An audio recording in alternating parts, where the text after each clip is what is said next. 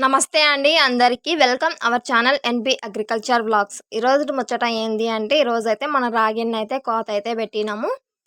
ఎవరికైనా రాగులు కావాలంటే నేనైతే డిస్క్రిప్షన్‌లో అయితే ఒక నెంబర్ ఇస్తాను. ఆ నెంబర్‌నైతే కాంటాక్ట్ అవ్వండి. ఇక్కడి నుంచి మనం స్వయంగా పండించిన ధాన్యము, అలానే మనమైతే ఏమేమి పండిస్తామో అవైతే అప్డేట్ ఇస్తూ ఉంటాను. ఎవరికైనా కావాలంటే ఖచ్చితంగా అయితే నేనిచ్చే నెంబర్‌కి కాంటాక్ట్ అవ్వండి. ఇంకా ఈరోజు అన్నీ ఒకటేసారి పనులు రావడం వల్ల కొంచెం లేట్ అయ్యింది రాగిన్ని కోయడము. అంతా చీలికలైతే అయిపోయిందన్నమాట ఎన్ను.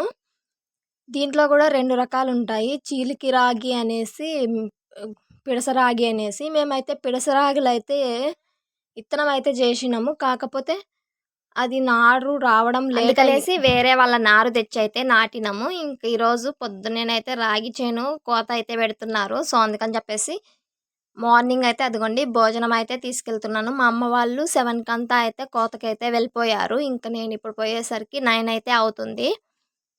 అన్ని పనులు అయితే ఒకటేసారి వచ్చినాయి. శనగ చెట్లు పెరకడము, విడిపించడము, క్యారెట్‌లో చెత్త తీయడము, ఎర్రగడ్డలు పెరకడము, ఎర్రగడ్డలు కోయడము అన్నీ ఒకటేసారి రావడం వల్ల కొంచెం ఆలస్యం అయితే అయింది రాగిన్ని కోయడము. ఇవరకెప్పుడో కోత పెట్టేసేయాల్సింది. కాకపోతే ఇప్పుడు లేట్ అవ్వడం వల్ల అంతా చిలుకలైతే అయిపోయినాయి. ఇంకా నిన్నటికైతే క్యారెట్‌లో చెత్త తీయడం అయితే కంప్లీట్ అయిపోయింది. ఇంటి దగ్గర చెనక్కాయలైతే ఇడిపిస్తున్నారు. ఇంక అందరికీ భోజనం చేసి, వాళ్ళకి కూడా భోజనం అయితే పెట్టేసి, ఇప్పుడైతే మా అమ్మ వాళ్ళకి రాగి చేను దగ్గరకైతే భోజనం అయితే తీసుకొనొచ్చేసా. ఇంకిక్కడొచ్చేసరికి వాళ్ళైతే భోజనానికి రావట్లేదన్నమాట. అందుకని చెప్పేసి అదిగోండి ఇక్కడ మా అత్తమ్మ ఇప్పుడైతే వస్తున్నారు. ఇట్లా గిన్నెలకి కోసి అంతా ఒక చోట అయితే కుప్పకైతే పోసినారు. ఇప్పుడు మేమైతే ట్రాలీ అయితే పట్టుకొనొచ్చాము. ఇంకా ట్రాలీ లేకైతే పోసుకుంటామన్నట్టు. ఇప్పటికి ఇది 3 డేస్ నుంచి అయితే కోస్తున్నామండి. అంటే అంతా ఒకటేసారి ఒకటే రోజే కోసింటే అయిపోయిండేది. ఇంకా మా అమ్మ వాళ్ళైతే భోజనం అయితే తింటున్నారు. మాదొచ్చేసి ఈరోజు అనపగింజలు, ముల్లంగి సాంబారు అన్నమాట. ఇంకా మా వాళ్ళైతే తినేసారు. అదిగోండి అంతా అయితే రాశికి పోసింది. మా ఆయన ట్రాక్టర్‌కైతే పోసుకుంటున్నాడు. ఇది అంతా ఈ కైకి సంబంధించింది. మరిమాన్లయితే ఉన్నాయన్నమాట. మరిమాన్ల కింద మంచిగా అయితే కాయలేదు ఎన్ను. మంచిగా అయితే ఎన్ను పోలేదన్నట్టు. ఇంకొక రోజు అమ్మ చెట్ల కింద, మర్రి చెట్ల కింద అంతా అమ్మమ్మ అయితే కోసింది.